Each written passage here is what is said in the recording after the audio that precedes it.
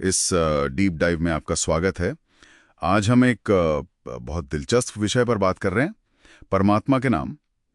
मतलब दुनिया में तो हम नाम ऐसे ही रख लेते हैं कई बार, है ना?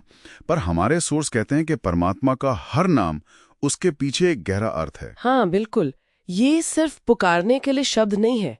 सोर्स इस बात पर काफी जोर देता है कि नाम असल में उनके अनगिनत गुणों, उनके कर्मों और उनके स्वभाव पर आधारित हैं। अच्छा, जैसे कुछ उदाहरण है सोर्स में? हाँ हाँ बिल्कुल, जैसे बताया गया है कि वो स्वप्रकाश हैं, खुद रोशन।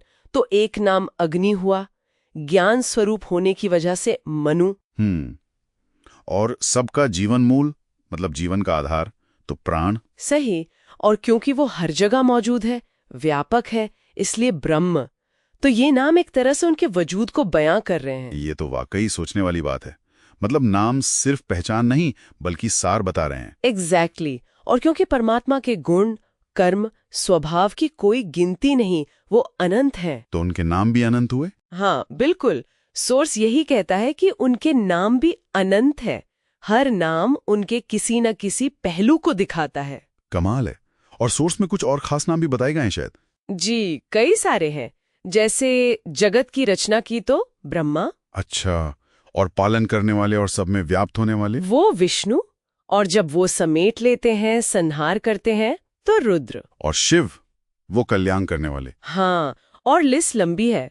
सर्वश्रेष्ठ होने से वरुण, बड़ों से भी बड़े होने की वजह से बृहस्पति, देवों के देव महादेव। हाँ, और सबसे समर्थ मतलब परमेश्वर, आनंद स्वरूप और आनंद देने वाले चंद्र। मंगल भी है शायद, कल्याण करने वाले। जी, और बलवानों से भी बलवान, वो वायु। तो आप देख रहे हैं, हर नाम के पीछे एक गुण या कर्म जुड़ा है। हाँ, ये पैटर्न तो साफ दिख रहा है। ये सारे नाम उनके अलग अलग फंक्शंस या कह सकते हैं भूमिकाएं दिखा रहे हैं। बिल्कुल, एक ही परम शक्ति के कितने अलग अलग पहलू। सोर्स ये भी बताता है कि एक महर्षि ने ऐसे 100 नामों की निरुक्ति, मतलब वो नाम कैसे बने और उनका क्या अर्थ है, इस पर विस्तार से लिखा है। 100 नाम।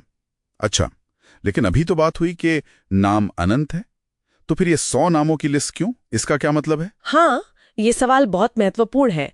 सोर्स के हिसाब से देखें तो ये 100 नाम उस अनंत नामों के महासागर में बस एक बूंद जैसे हैं, बिंदुवत कहा गया है। अच्छा, एक बूंद की तरह। हाँ, ये लिस्ट बेसिकली उस विशालता को, उस समग्रता को थोड़ा समझाने की एक कोशिश है। इसमें आप देखेंगे गणेश, लक्ष्मी, सरस्वती जैसे नाम भी हैं जिन्हें हम पहचानते हैं। हाँ, ये तो परिचित नाम है। और साथ ही सत्य, ज्ञान, अनंत, निराकार, सर्वशक्तिमान, न्यायकारी, दयालु जैसे गुणवाचक नाम भी हैं।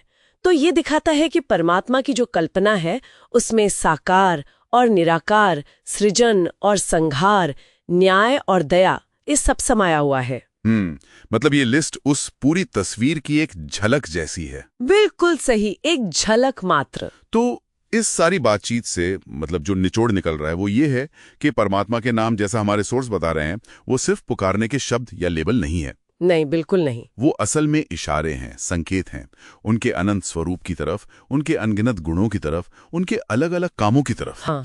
और ये जो 100 नामों की लिस्ट है, वो उस अनंत समंदर की बस एक छोटी सी नन्ही सी लहर है। आपने बिल्कुल सही समझा।